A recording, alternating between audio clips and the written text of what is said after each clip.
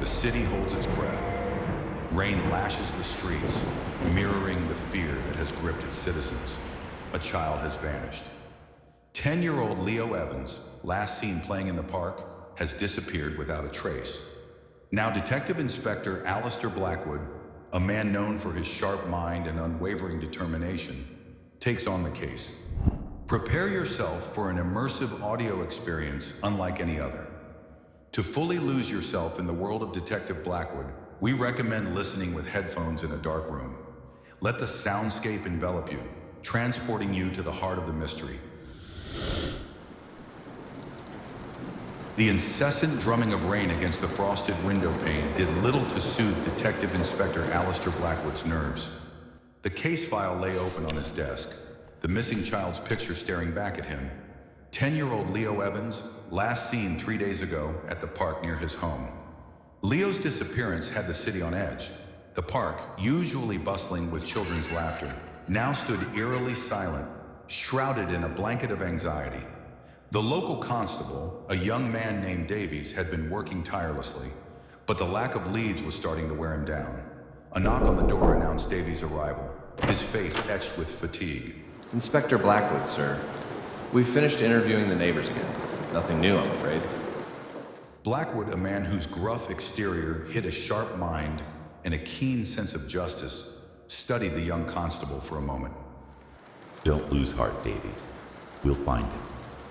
Tell me, anything at all stand out from the interviews? Any unusual activity? Anyone new in the neighborhood? Davies ran a hand through his hair, the fatigue evident in his voice. Nothing concrete, sir. Mrs. Henderson from across the street mentioned a strange van parked near the park a few days before Leo disappeared, but she couldn't recall the make or the license plate. Said it looked out of place. Blackwood leaned back in his chair, the rhythmic tapping of his fingers against the desk, the only sound in the room. A van, even with a vague description, was something. Did anyone else see this van, Davies? I'm checking the CCTV footage from the shops nearby, sir, but the cameras don't cover the entire street. Hours ticked by as Blackwood and Davies pored over witness statements, scrutinizing every detail, every inconsistency. The rain continued its relentless assault on the windows, mirroring the storm brewing inside Blackwood. He refused to fail this boy, refused to let another day pass without finding him.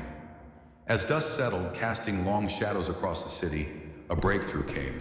Davies, his voice laced with a mix of exhaustion and excitement, rushed into Blackwood's office. Sir, I found something. The CCTV footage from the bakery across the street. It captured a partial license plate of the van Mrs. Henderson described. It's faint, but it's there.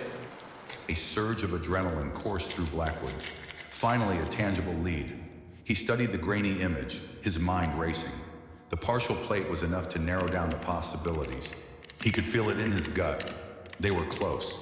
The investigation took a sharp turn, leading them through a maze of dead ends and false leads.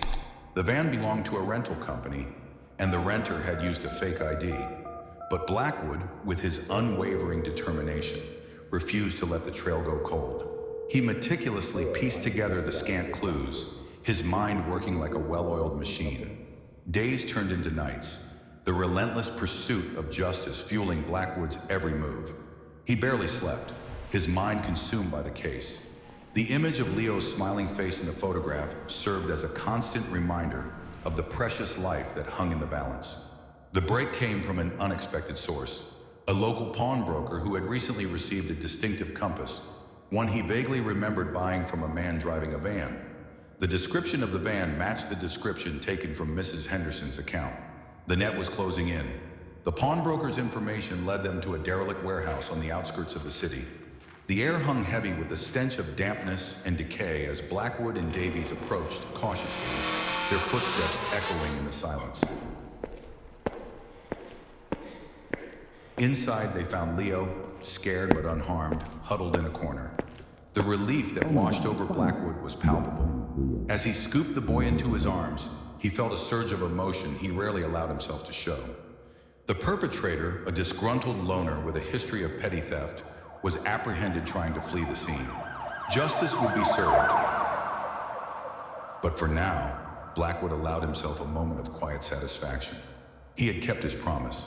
He had brought Leo home.